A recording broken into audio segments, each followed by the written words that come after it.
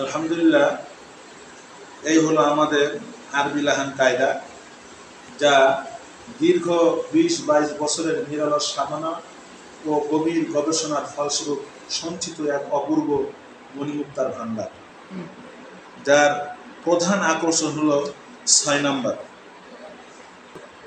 যার হেডিংয়ে বলা হয়েছে সহজে এবং সংক্ষেপে আন্তর্জাতিক মানের কোরআনে কারিম শিক্ষার ৬ প্রণালী বা ৬ পদ্ধতি। ১, ২, ৩, ৪, ৫, ৬ এই ৬টা দিয়েই এই কায়দাটাকে যে পড়বে সে ইনশাল্লাহ সহজে সংক্ষেপে বুঝে কোরআনে কারিম আন্তর্জাতিক মানের করে পড়তে পারবে। তো এই ৬ নম্বর নিয়ে যে একটা কথা, সে কথাটা হলো যে এই ৬ নম্বরটা কিভাবে ৬ নম্বর হইল। আমি দীর্ঘ ২০-২২ বছর আগে তবলিগের সময় লাগানোর পরে তাবলিগের ৬ নম্বরের যে গুণাগুণ এটা আমি উপলব্ধি করি এবং দেখি যে এর মাধ্যমে লক্ষ কোটি মানুষ হেদায়েত পাচ্ছে। তখন আমি মনে মনে যে কোরআনে কারিম শিক্ষারও এমন একটি নিয়ম পদ্ধতি বের হওয়া উচিত, যার মাধ্যমে মানুষ লক্ষ লক্ষ মানুষ কোরআনে কারিম সহজ এবং সংক্ষেপে আন্তর্জাতিক মানের করতে পারে। তখনই আমি গবেষণা করে এই ৬টি নিয়ম বের করি, সিরিয়ালভাবে বের করি। আমরা সাধারণত কায়দার মধ্যে এগুলি পাই, কিন্তু এর সিরিয়াল ভিন্নতা এবং পড়ার পদ্ধতিটাও ভিন্ন পাই। তো আমি সিরিয়াল করে এবং সুন্দর পদ্ধতিতে আমি এটা বের করি। তো এর সাথে তবলিগের সামঞ্জস্যতা হলো ১ নম্বর হলো ৬টা নাম্বারের সাথে মিল। ২ নম্বর হলো যে তবলিগে যেমন ৬ সিফত শিখে একজন নতুন সাথী দিনের পথে চলতে পারে, ঠিক তদ্রূপ একটা ছোট বাচ্চা বা প্রথম আইসেই এই ৬টা নম্বর থেকে ছোট ছোট কথা শিখে সেও কোরআনে কারিম শিখতে পারে।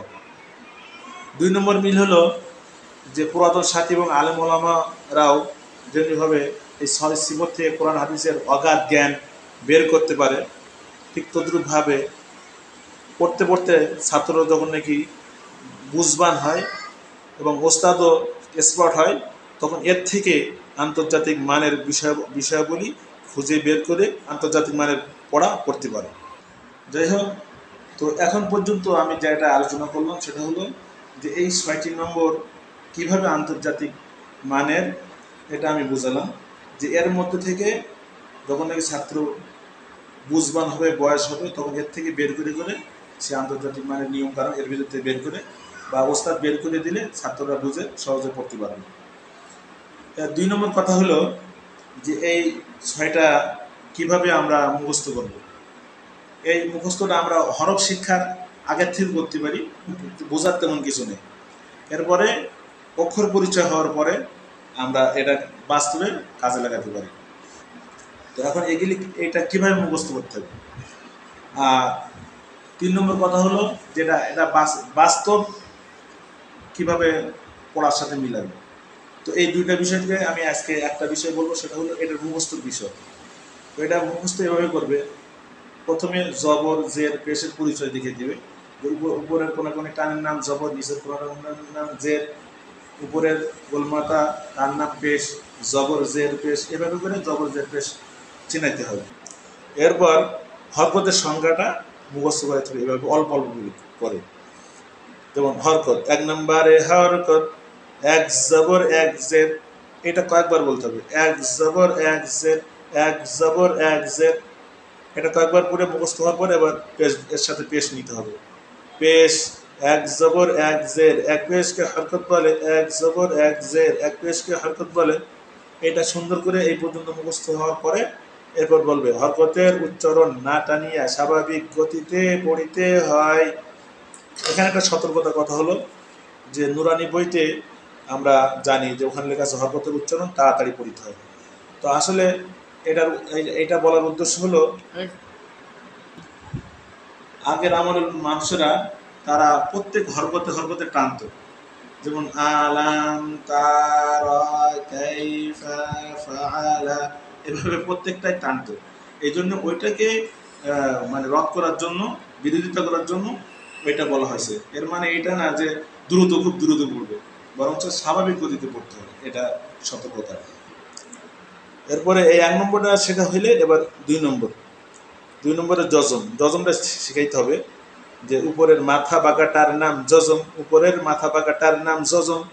এইটা শিখে পরিচয় দিয়ে তারপরে এইটা সংজ্ঞা মুখস্থ করে দিতে হবে, যে যজমালা হরফ, যজমালা হরফ, যজমালা হরফ, তাহার ডাইন হরকতের সঙ্গে, তাহার ডাইন হরকতের সঙ্গে একত্রে একবার পড়িতে হয়, একত্রে একবার পড়িতে হয়।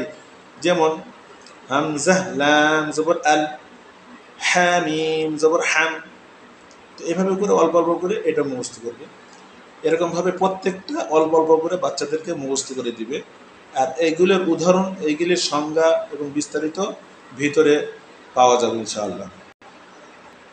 12 নম্বর পৃষ্ঠা থেকে এর বিস্তারিত আলোচনা দেওয়া আছে, ওখানে প্রত্যেকটা সংজ্ঞা দেওয়া আছে। ওইভাবে করে আমরা ওখান থেকে দেখে সংজ্ঞাগুলি মুখস্থ করে নিতে পারি ইনশাআল্লাহ। আমরা এরপরে এটার বাস্তব কিভাবে পড়তে হয়, বানান কিভাবে করতে হয়, বড় বানান, এটা আমরা দ্বিতীয় ভিডিও ইনশাআল্লাহ দিব। আজকের মতো এখানেই শেষ হলো।